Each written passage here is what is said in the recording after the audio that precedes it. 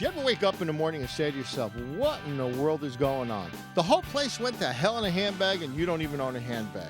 I'm telling you, if you want Xanax through your hearing aids, then this is the thing you should do. You should listen to the Randi Lupo Show because she covers everything from comedians to writers and everything in between. She's entertaining and informative at the same time. She's everything that you wished your mother-in-law would be, and she isn't. But Randi, she was born in Brooklyn, New York, a different Brooklyn than most, a two-fares over. Randi brings his unique outlook to the show, and Lord knows we do need a different outlook. So now, put down your lattes, get your fat ass sitting down wherever you are, because you're about to see and hear something you never heard before. And that's our host, Randi Lupo. Welcome, everyone. Today, my guest at Tiki Love Farm is Lucy Pritzker. Hi, Lucy. How are you? Great. We're recording live from your farm. It's called Tiki Love Farm. And you're an educational and therapeutic consultant. Correct. How did you get into that? Well, I got into it really from my own experience with my son. He, at 8 and 9 years old, really struggled emotionally and had a lot of trouble going to school, and not just being in school, but actually going to school. He was a behavior problem at home. And the answer for us was a small, teeny tiny little boarding school in New Hampshire. And watching him thrive there and knowing how different it was than anything we had near us really inspired me to literally get out on the road and visit all kinds of interesting places for different types of kids. So I started traveling and learning about them, and then started meeting with families who were struggling in similar and sometimes in different ways, and learning about their situation and then helping them find the most appropriate school.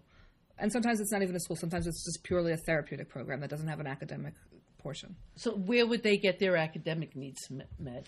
It depends. Sometimes I work with short-term programs. So we're sort of taking a time out from everything, from family, from electronics, from school, doing a therapeutic intervention, and then they're going to a school so they can do the academics. Have you found success with that? Incredible success. Typically parents come to me oftentimes as a last resort, that they've tried everything available in their community. And these are kids who need something different. And they need persistence, and they need to not be at home oftentimes. Does the home environment exacerbate the problems that they're experiencing sometimes for whatever reason? Yeah, I think for everybody. When we talk about, with adults, I think we give adults a lot more credit and a lot more leeway. Like, we're talking about an adult having a bad day at work and coming home and kicking the dog. And It's kind of a joke, right? But then you have a kid who's sitting in school and struggling, and they come home and melt down at home. They hold it together all day, and then they come home and they let it all fall apart. It's like they're figuratively kicking the dog. But people don't understand that, and I think they have more understanding for adults, that you can actually have a problem but control it for a portion of the day and then come home and let it all fly. Actually makes sense. Yeah. So you travel all over the United States looking at programs? I do. I've been to hundreds and hundreds of schools and hundreds of programs, and I visit new ones. I visit ones I've never been to. I revisit them, and sometimes I often try, and sometimes I'm successful at visiting my students while they're in a program. So I get to see them and see how they're doing and follow up with them. That's fantastic. It is. What kind of needs do your clients have? I work with a broad base of kids, and not just kids. I mean, I'm working with sometimes really young 4 and 5 year olds who need direction on what's available in the community. And then as they get older, probably as young as 8 years old, we're looking at some residential options.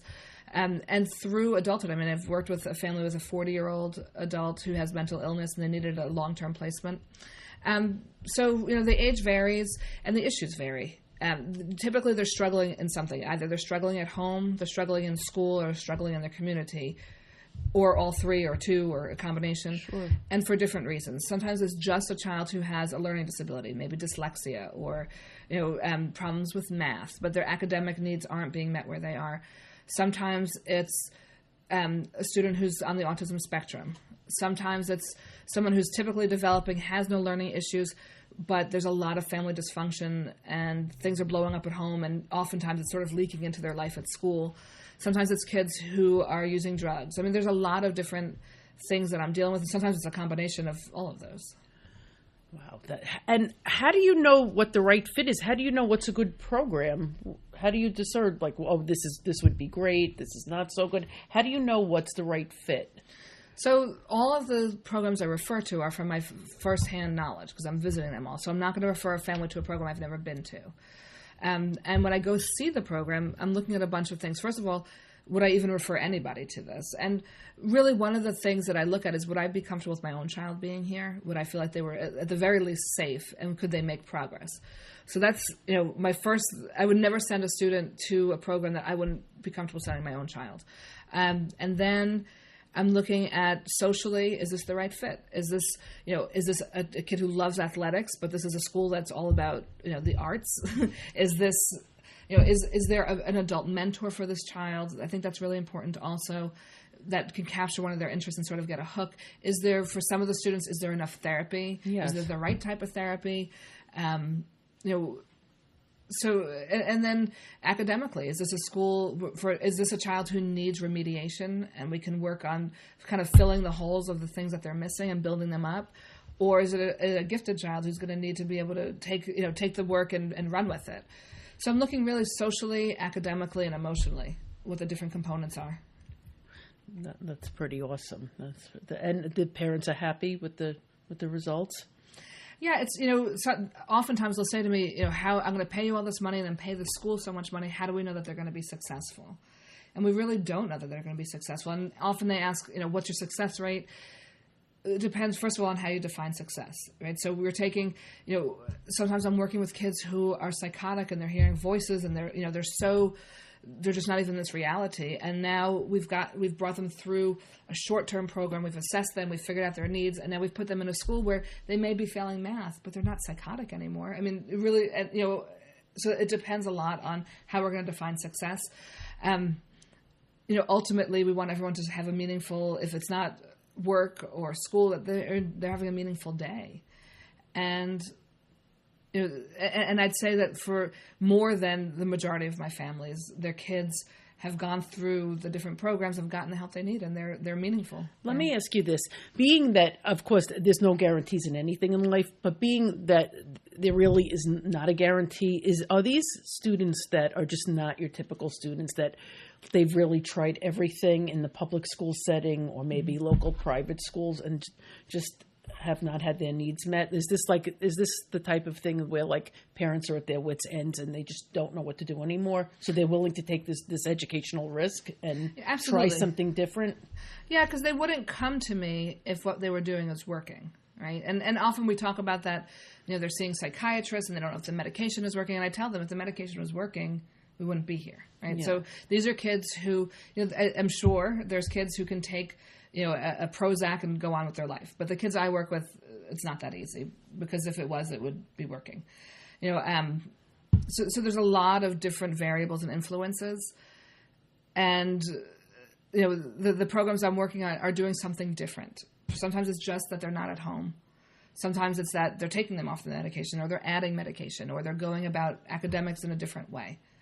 But it's something different than what was already being done. Can you talk about your son's experience and Sure. what kind of program he was put in and how it changed him? Sure.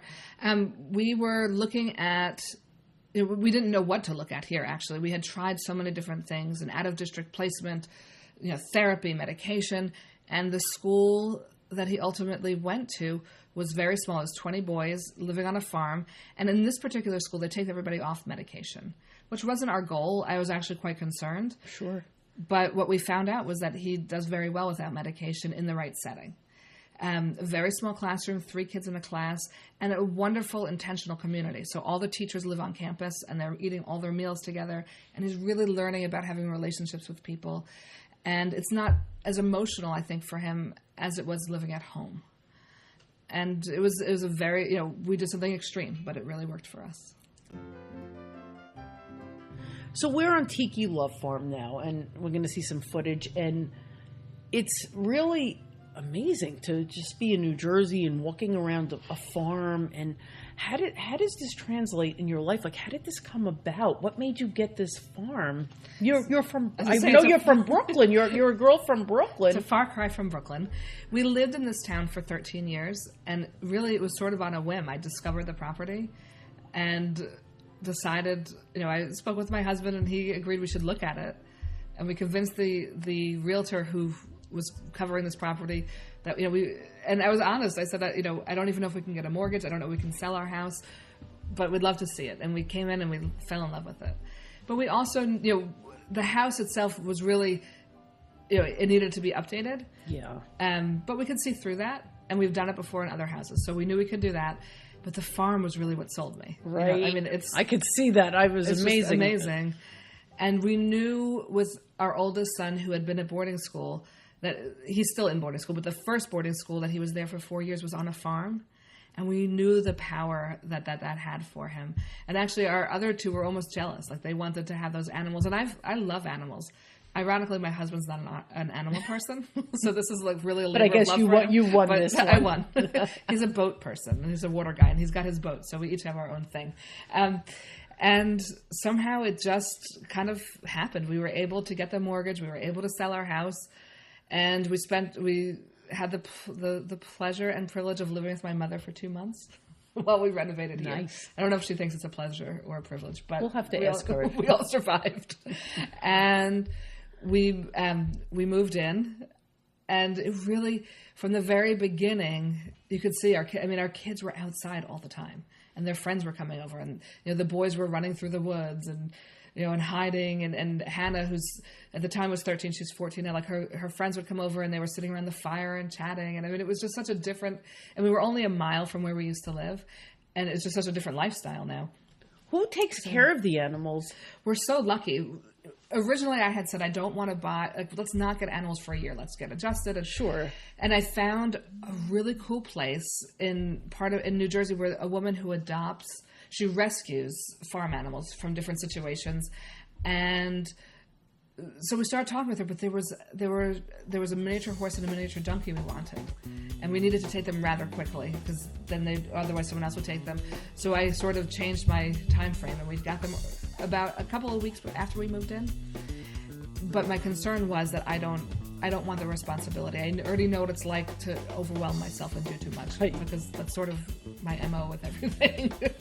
And we had friends whose son is really into horses, and this was really exciting to them also.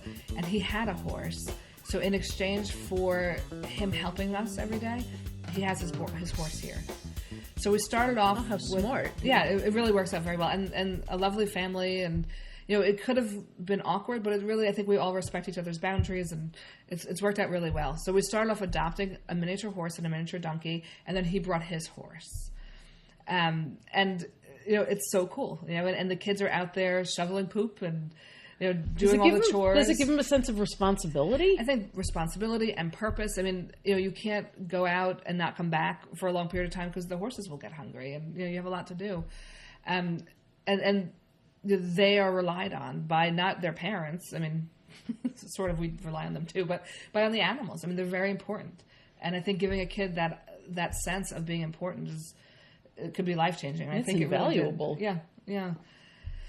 And then the biggest surprise of all was the horse that we adopted.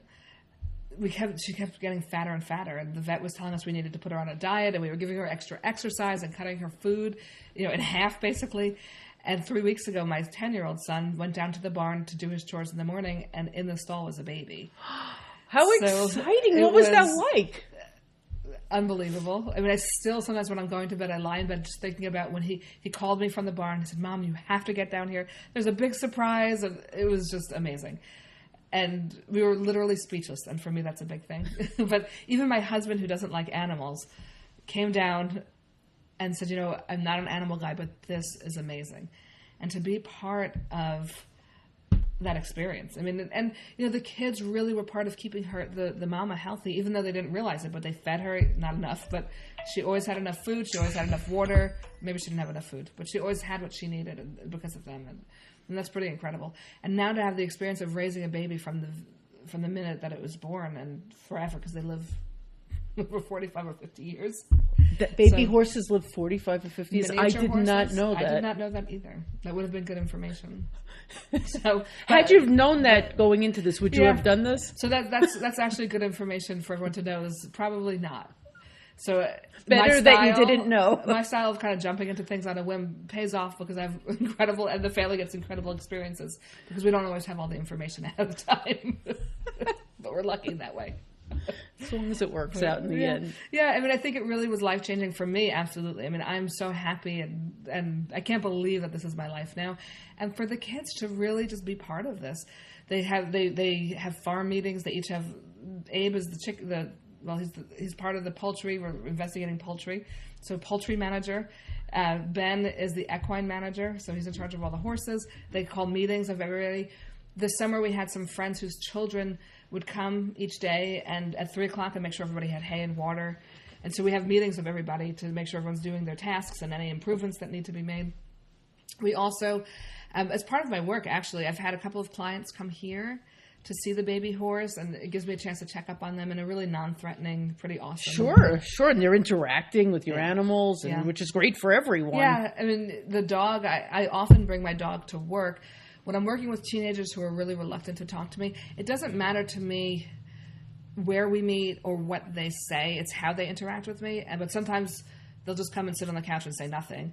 I like to, so with the dog, at least they start to sort of open up a little, and to see their approach to me is very helpful in knowing what their needs are. So the dog's been great with that, but now I can bring them here, and nobody is, it's quiet when they get here. Like, it's just an amazing experience. I could tell you that firsthand, because when I walked in, I was like, oh, I can't believe this. I can't believe I'm here. I just wanted to see every animal you had and play with them. Yeah.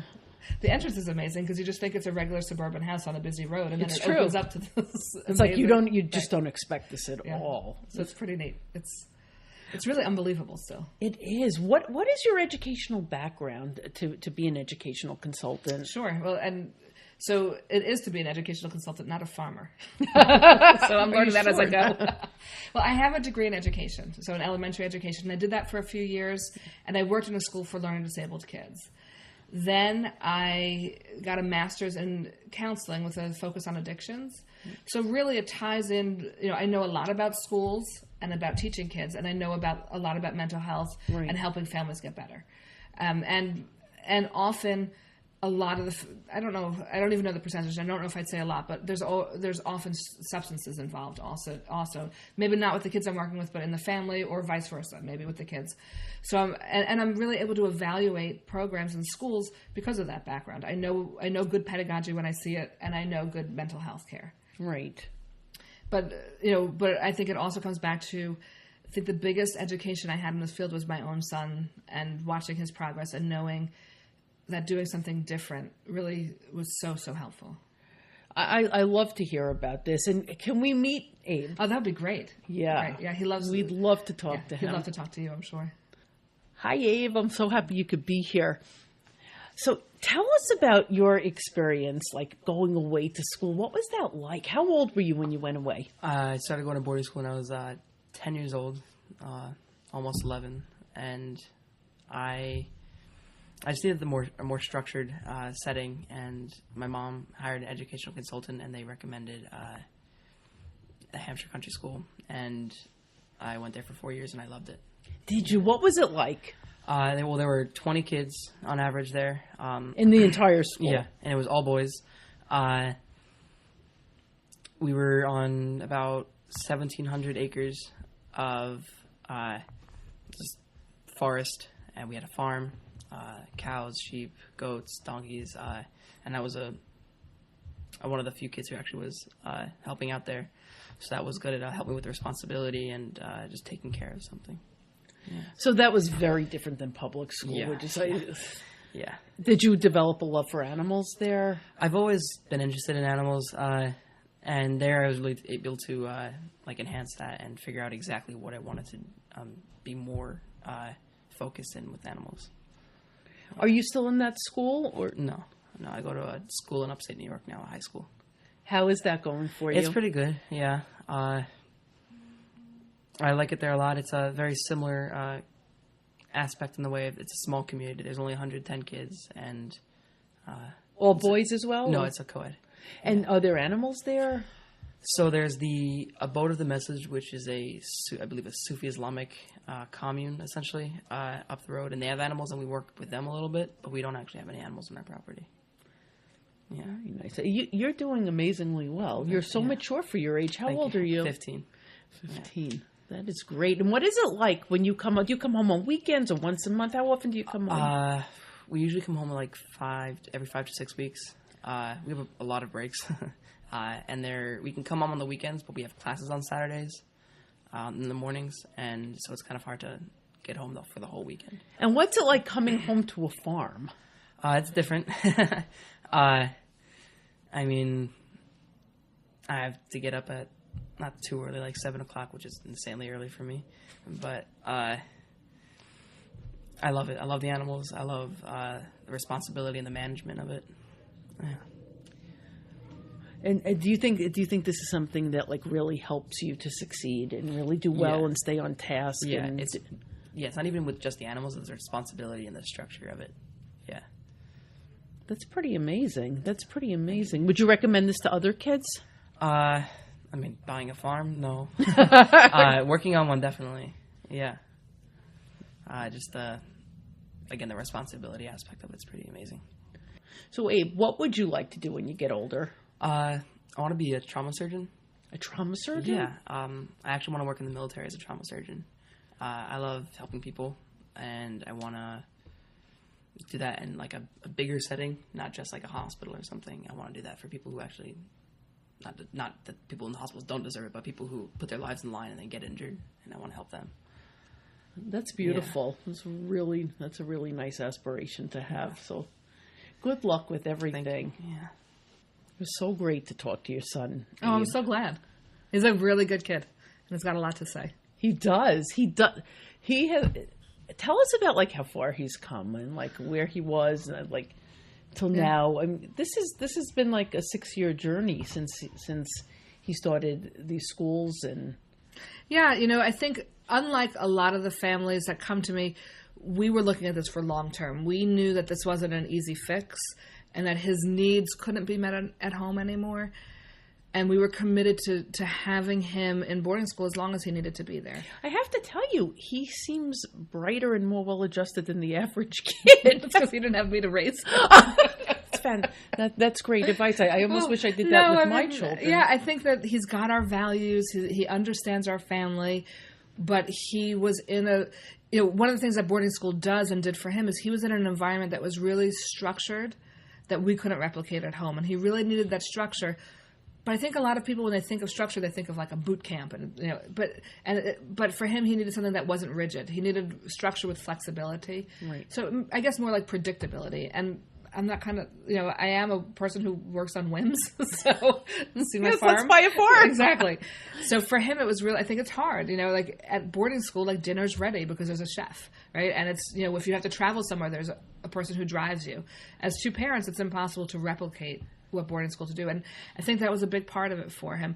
And being proximity doesn't dictate your relationship with your child. So we could never have had this relationship with him that we have now if he was home, because it was constant battling all the time. Right. And we're able to enjoy him now and know, like for instance, he's going back to his boarding school on Monday, and there, we're still in touch with him. We can be in touch with him every day, but he's really a typical teenager now who gets annoyed when I call. Sure. And it's lovely to see, and you want him to have regular milestones. Right, That's what you're going for. Exactly. And he wasn't going to be able to do that at home. He stayed at his school for 4 years, and I feel like the follow-up with another boarding school that's a regular traditional mainstream boarding school really kind of seals the deal for us, that this is a kid who's going to go on and graduate from high school, go on to college, and be successful.